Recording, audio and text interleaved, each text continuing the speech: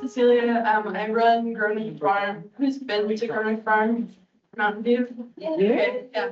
It's the Pinna Park Market might be the best market. Ours is a solid second best. So I'm talking about market gardening. We're going to talk about urban planting techniques, crop selection, a lot of marketing techniques, some market selection, and then also the value-added goods and homemade goods, which, as Blue Market touched on earlier, has changed recently. Like, I think it's also another piece in this, like, property tax exemption puzzle because, okay, next slide, please. Okay, so just the next slide. Okay. Yeah, so just really briefly, urban planting techniques. So heat traps can be like a real benefit to us, and I think I'm gonna choose the choir here, so I'm just gonna blaze through this because I'm sure there's a lot more avid gardeners in this room than I am, right?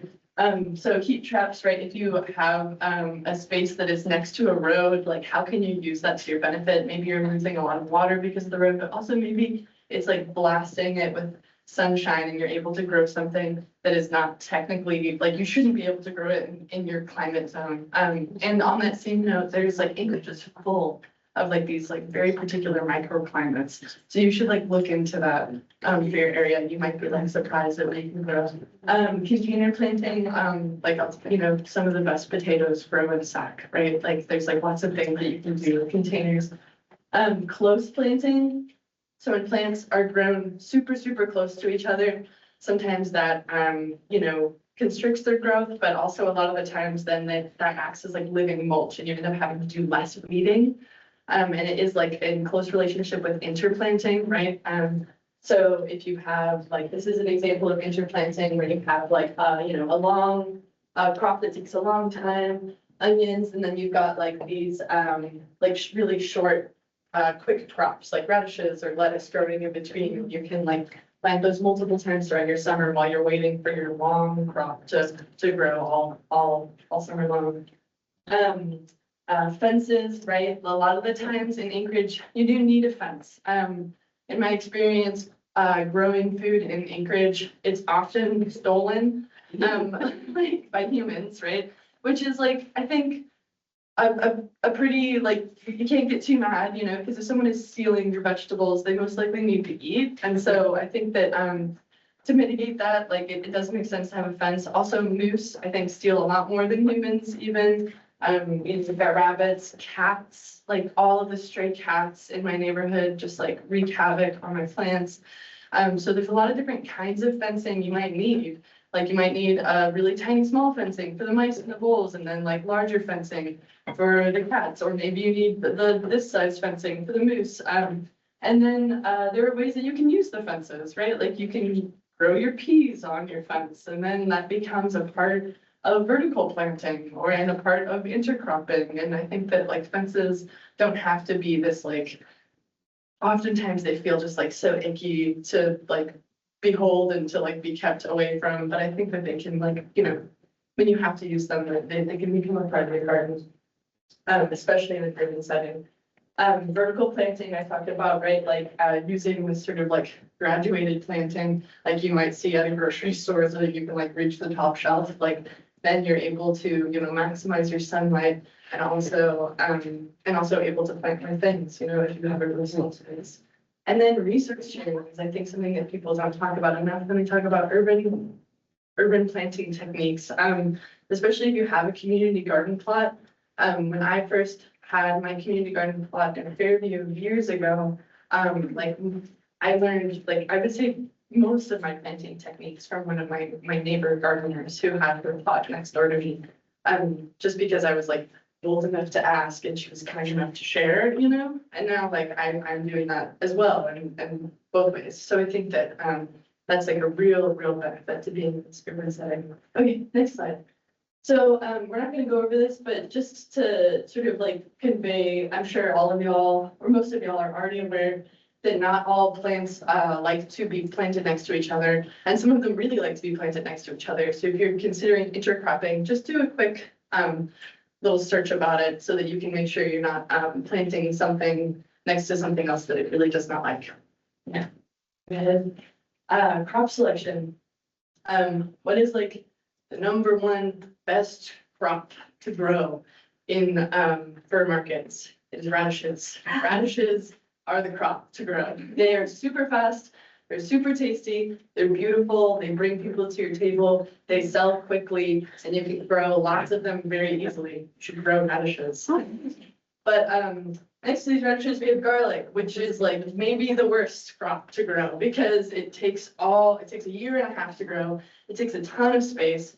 It gets really tall. Sometimes it can shade out the thing behind it. However, you can grow them together. You can put the radishes in between all of the garlic and your whole like, you could probably get even 2 crops of radish out of intercropping radish and garlic, but before the garlic gets too tall and starts shading out the radishes. Also radishes sort of like the shade. So this is a really great, like, you know, if you really want to grow garlic, you can justify it because of the radish. That's one good example. And we'll do more cross selection later. So we'll do next slide. Thanks. So markets. This is a picture of Bernard's Farmers Market last summer. Next slide. And we're just gonna do these slides.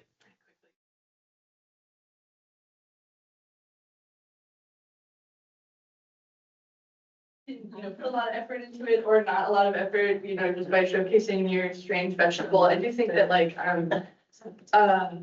gracefully and luckily, like, farming doesn't need to be like professional or cute. Like it can really just be what it is. And like, I think especially maybe in like, our, like in this town and states sort of like vibe culture, I do think that like utilitarianism is like aesthetically appealing to a lot of people. So when so that can benefit the farmer, right? Because a lot of what we have is not necessarily super cute. Yeah. Pile and high. This is like will say this over and over again. I do not think that like I think in some marketing worlds it's like if you only have a few things out, then that like creates like a scarcity mindset. People are more likely to buy it. It is not the way it is with vegetables. People want it to look like there's just like this like cornucopia of vegetables to choose from. So pile and high for sure. Next slide. Color variety is really important. I do think that like, right, and not just from a marketing perspective, like I think also from like an environmental and ecological perspective as well, like, the more color variety, like that also indicates, species variety, which has all of these other like kinds of, ecological benefits and, yada, yada, yada. But anyway, color variety from a marketing perspective is really appealing. I'm much more likely to approach this table than I am to approach this table of just like green, right? You see a lot of green. Okay, next slide. Tablecloths, sometimes. I kind of hate tablecloths, but I will admit that they are cute and like, and yeah, Emily loves them. Stuff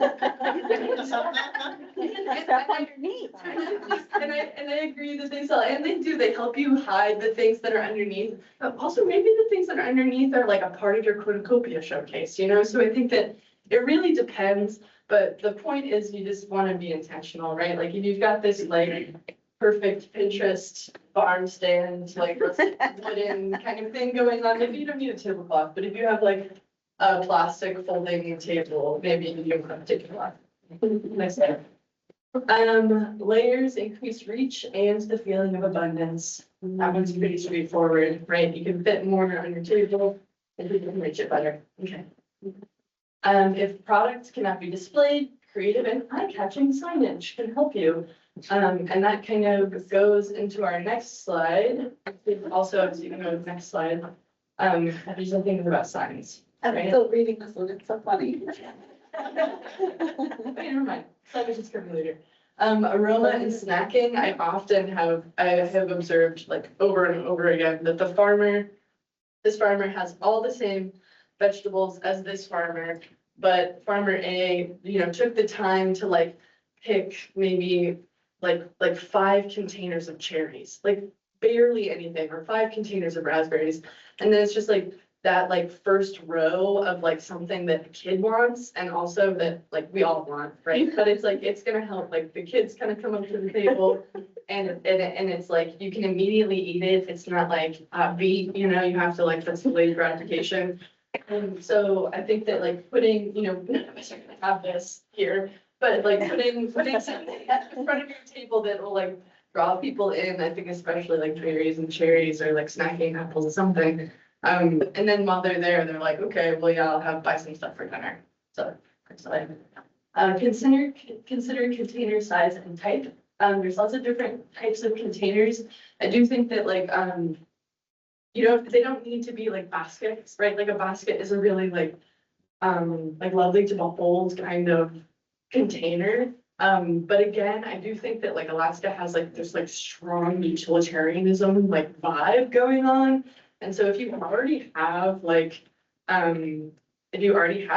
harvest containers or just like shallow totes, and as long as there's enough veg in there that it's like it's about the veg. Like, I just really think that's totally okay. I do think that there are certain types of containers, sometimes we use like the Christmas totes to harvest. I would not want to see that on a table, right? Like, it's too deep. It's not about the veg. So just like lots of things that can think about as you're going forward. Next slide. Everything should be priced. This is like very, very important. This is often the way that vegetables are priced, and I'm sure you've all experienced being at the farmer's market and not being able to read them because somebody else is standing in front of them. Or that the sign is way too small, it's way in the back, and you can't read what's going on. Everything should be priced. That's can sell for you. These signs are like telling you what these particular pears are good for. Even candy. Candy eating, they're all eating candy, but like, it's like, all purpose, right? Like, even if those signs are like, maybe a little bit, I don't know, like, it's a bit of a stretch, like, okay, you can probably use that pear easily for cooking as well, like, whatever, like, it's, you know, it's another marketing technique, and it's gonna save you a lot of time from like talking. Just a little more effort upfront. And tell them who you are. Don't forget to make yourself a sign. It doesn't need to be something that was printed professionally, but it should fit your vibe, right? I think that this is like two distinctly different vibes.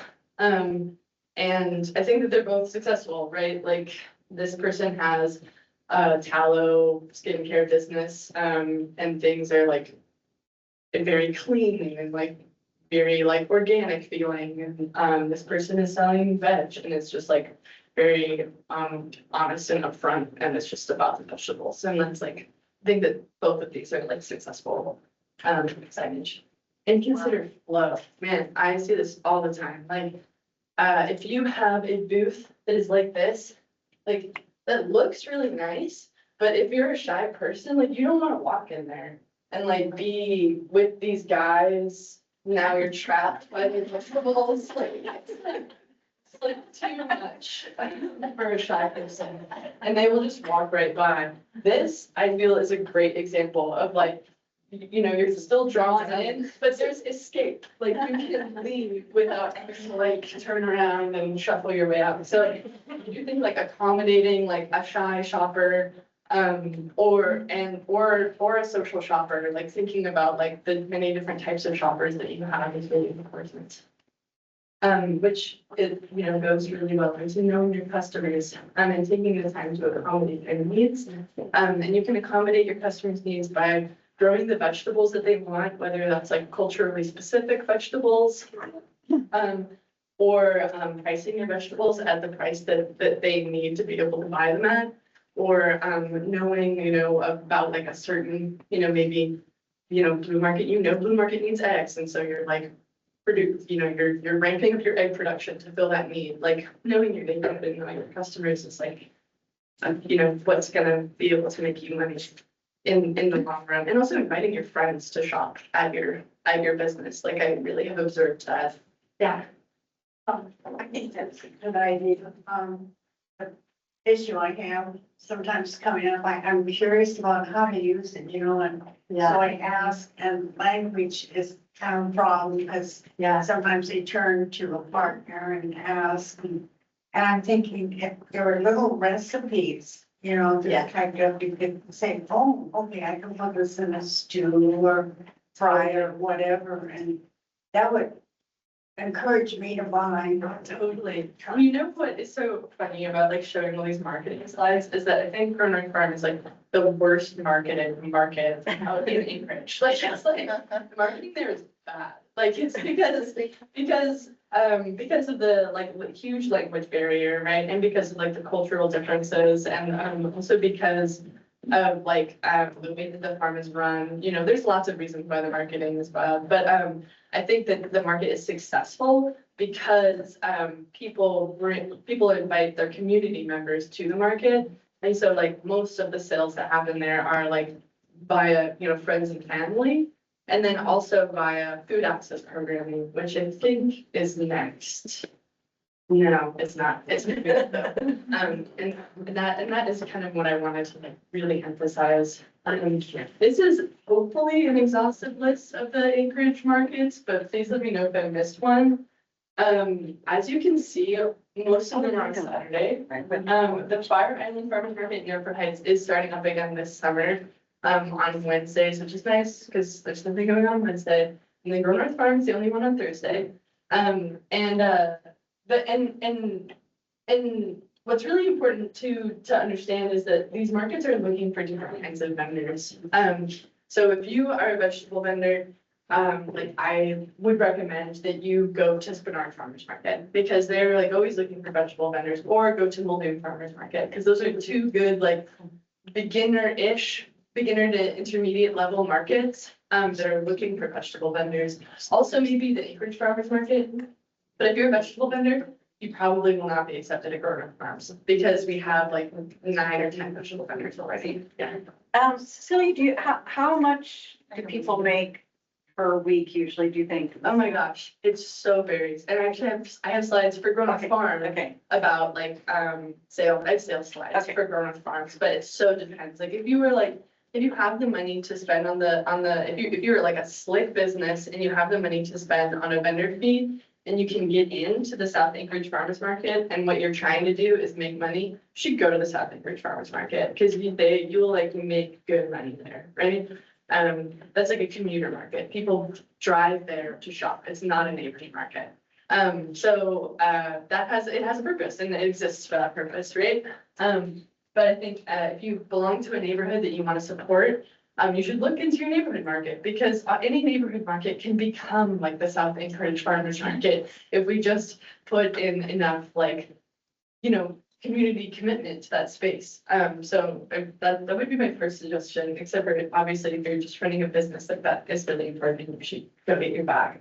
But also, yeah, just knowing like which market, like if you're a craft vendor, don't go to the Muldoon Market. They have plenty of craft markets, right? Like you can call these different, and sometimes contacting farmers markets is very challenging. Like some of these farmers market coordinators only communicate via email, or they only communicate via phone. And like their phone number is not listed on the internet, and you just have to like peer through the grapevine. Like you have to just like show up and figure out who it is and then contact them that way. So it can be like really challenging. And if you are like having specific challenges, you're welcome to contact me. And I can like try and connect you with the right like farmers market coordinator. I don't know them all, but I do know lots of them. Yeah, okay, next slide. Food access programming. So food access programming is how Grown North Farm makes over half of its revenue. Like well over half of our vegetable sales are done through food access programming, such as food stamps, market match, which any farmer's market can be a food stamps retailer. So if you are like run a farmer's market or know someone who runs a farmer's market, please encourage them to become a food stamps retailer. And if they don't know how to do that, they can talk to me and I can help them do that because it's really not that hard. And then also, and our food stamps numbers are not that high, right? Like you can see like our largest, our biggest, seller, Fresh International Gardens, we made like around $1,300 for the whole season just in food stamps.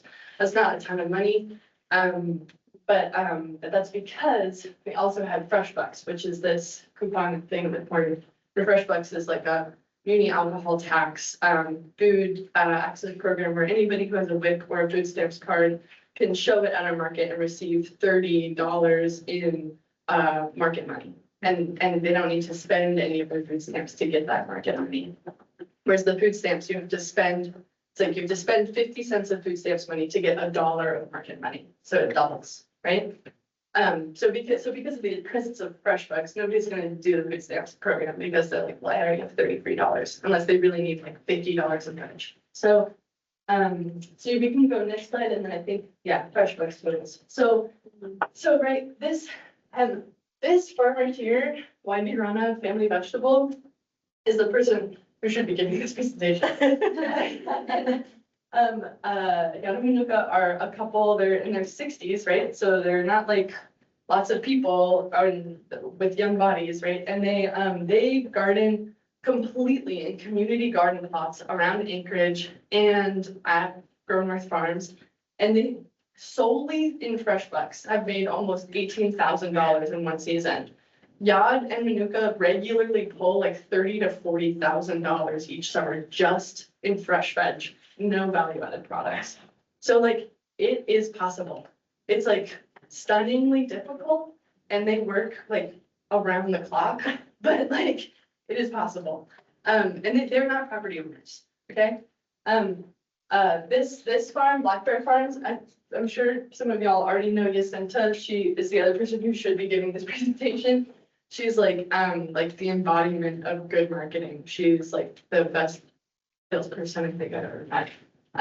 Their farm is in the valley, so they actually have lands to grow veg off of. But the other thing I wanted to emphasize here is like, so Jacinta is the only person who comes into our farm, comes into our market, well, and one other farmer sometimes, but regularly comes into our market who is not a Grow North farmer.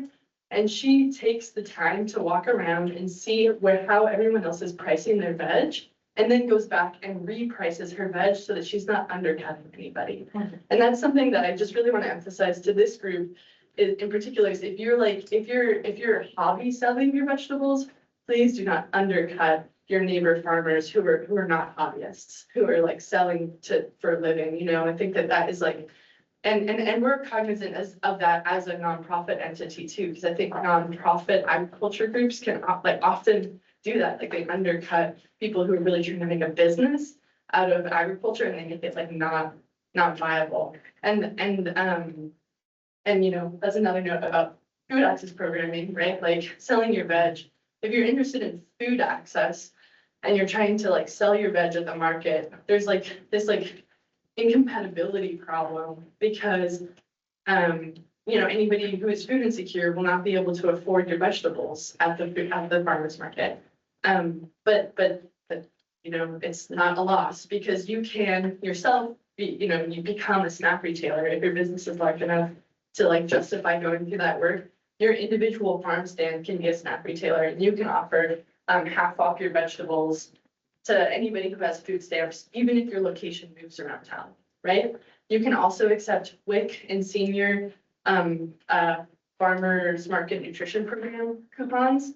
That process is extremely easy. You just need to like sign for an app and fill out like a very easy application. I require everyone who comes to my market to apply to be able to accept WIC and senior FMNP coupons. And that can really add up like to thousands of dollars per season for some of these farmers.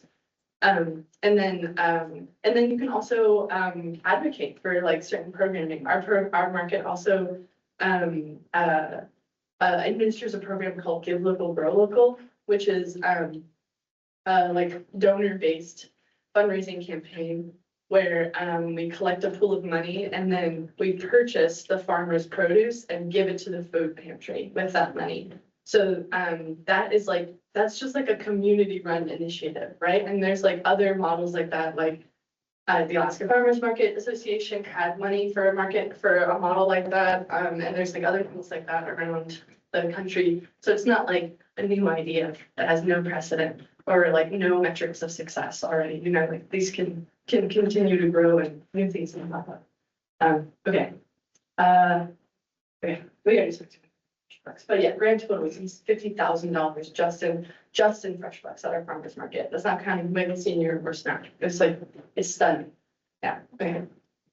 And the most important thing, right, is that you have quality produce and a good attitude. And if you are not a people person, consider hiring someone to sell your stuff for you, or maybe have your child do it for you or something. And babies do help sell. I like that's true. Like, yeah, that's definitely true. Like, use all of your assets, and if you do not have the asset of like, being like talking a lot all day long to a bunch of people, and like if that sounds terrible to you, maybe just don't do it because it's not gonna feel good. And I feel like I see a lot of people just really burning out in these market settings. Okay. Value-added products. You do not need additional licensing to sell homemade goods. So in the past, if you wanted to sell like a jar of pickles, that was like your cucumbers at their farmer's market, you would need a cottage food license. It was like non-transferable to these other markets. And it was like, yeah, it would be like site specific, and it was like expensive. And then you would also need like additional, Food handling. yeah, you need like your food handlers card, which is pretty easy to get, but like other kinds of, but now you can basically like, it feels a little, I keep calling them and being like, but what about this? But what about this? And it feels like you can kind of do whatever you want, as long as your food is non-potentially hazardous, which means that it is shelf stable, which is also, I mean, like a croissant is not like, you can't leave it on the shelf forever, but that's also non-potentially hazardous, right? And vegetables, which I feel like should be potentially hazardous because of botulism, are considered non-potentially hazardous. There's lots and lots of things that are non-potentially hazardous, and you can just like sell them. And additionally, you can sell hot food now, as long as you are the person selling the food, or like your buddy, who's like representing you and you're like on site selling it there. You can sell like whatever you want. It's really unbelievable. And we'll talk about it more, a little bit more in the next slide. But make sure to meet labeling requirements is really important, because that is one of the rules. And the reason why this is a thing you should look into is because it increases your crop revenue and also extends your market season. So here we have a bunch of chives that Fresh International Gardens because of pest management, and now we have way too many chives. And so one of the things that we do to try and justify our like ridiculous number of chives is make this chive vinegar with the chive blossoms, and it enables us to continue like getting revenue from those chives now, like all winter long. And it enables us to sell them wholesale because we have a wholesale license like around town and also at markets. Next slide, which brings me to winter markets. And I was just gonna linger here a little bit because this is something that I built like this year that we didn't have before, this like little rack to hang things off of. And it just like way increased our sales, like so increased our sales, because it was just like a lovely thing to like wander up to. And I think that like all of us have sort of like an intuitive sense of like what feels nice to behold. And so like, what to do to make your table feel that way. Okay, next slide. This is our totals per winter market. I shared this slide because for a couple reasons, to highlight that like, because our program is a nonprofit, we do benefit from like a lot of affiliations that like small businesses do not, right? Like we have all of these like Catholic Social Services Halloween staff party and the garlic break sale, and then another big sale over here, like these kinds of things. Or like, for example, we are given a vendor fee waiver for the Catholic Food Bazaar because our nonprofit is like, they offer that to like select number of nonprofits. But the ones that are in bold are ones where we're like not treated any differently from a small business, in which like we're totally worth the time for the money. It was like 7 hours of selling this in the Alaska market. It was the first year for it, and it was insane. Did anybody go to that? It was like really, really a great market. We made a bunch of money. The Green Connection, which is like, I guess it's on the 15th in Fairview. they don't charge vendor fees, they just ask that you help publicize their markets. And it's just lovely in there to sell. It's a very like pleasant place to be. And so even if you don't make a ton of money, it's like worth your time. If you're affiliated with a church group, you know, we sold for 1 hour at this Presbyterian church and we made over $600. Like, so I think that like pulling into your community like that can really like be a really good way to, and very low effort, especially in like at churches or other things like that. Okay. The exemption for homemade foods. 5 minutes, yeah, this is, I think, my last slide. Yeah, so this has been like a serious game changer. And I really hope that everybody takes advantage of it before it changes back. But I kind of, yeah, I'm afraid. So you can prepare food in a home or commercial kitchen and transport it to a sales location. You can reheat it, hot hold it, or cold hold food at the point of sale. You can serve, portion, or assemble food on site, and you can add toppings or garnishes at the sales location without a food handler card, without a cottage food license, without any kind of like oversight at all. So you should wash your hands and like, you know, practice like safe food handling practice, but nobody will be there to make sure that you're doing it. And then this one is in particular, I think this one is really important. Shelf stable items that do not require refrigeration may be sold by the producer, an agent of the producer, or a third party retailer. So that means that essentially you're not technically able to wholesale like potentially non-hazardous foods, but you essentially can. It's the same process, except for that they need to be labeled. This product was made in a homemade food kitchen and like may contain allergens and another kind, like it has to be labeled as such and it can't be kept on the same shelf as something that was made in a wholesale kitchen.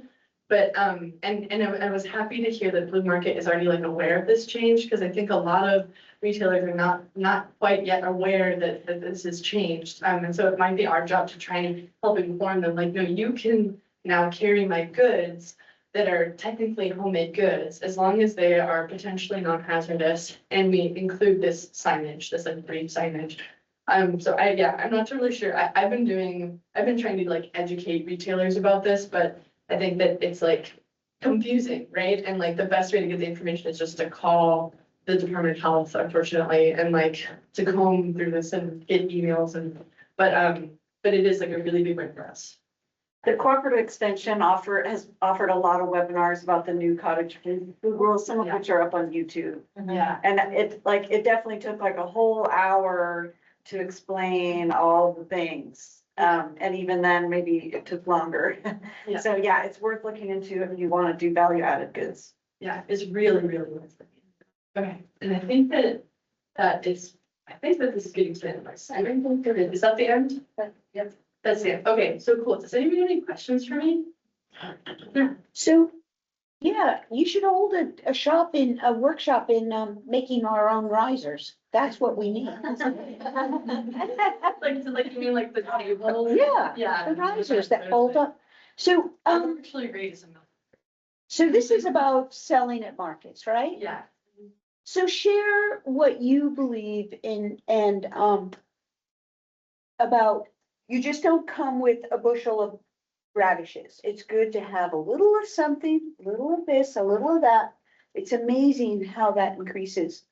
Yeah, definitely. And there's one vendor at my market who like her thing is like fermented jarred things. Like she has kimchis and other kinds of ferments, but her friend who has quail gives her quail eggs to sell for her, and her friend who makes baked goods gives her baked goods to sell. She has like these two little offshoots on her table that are quail eggs and baked goods, and it just like really is so effective. And then she doesn't need to do those things. She's just like selling them as an agent of the producer for her friends.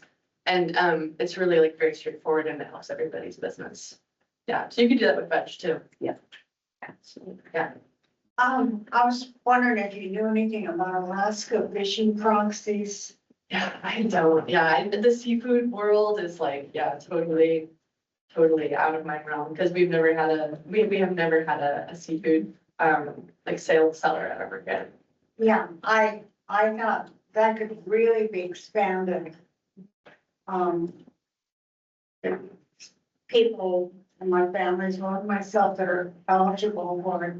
And last year, we only took so much, but we could have had a lot more. And, you know, because the people fishing were very successful. And I thought, you know, I thought I'm connected with my church and food bank. And I thought, yeah, too bad there's no way to, you know, get that to folks and give it to them. Yeah, to like donate the extra Yeah. fish to the food bank. Yeah, and I know people do that in their communities. If anyone who doesn't know what like a fishing, everybody knows what a fishing proxy is. Yeah, yeah, so, yeah, and I actually, I know I've never worked at the food bank, so I need to look into that, but I do know that, yeah, like, AMC accepts fish donations. I'm not sure, and I'm not sure like at what quantity, but I know that they accept, like extra fish donations. Yeah.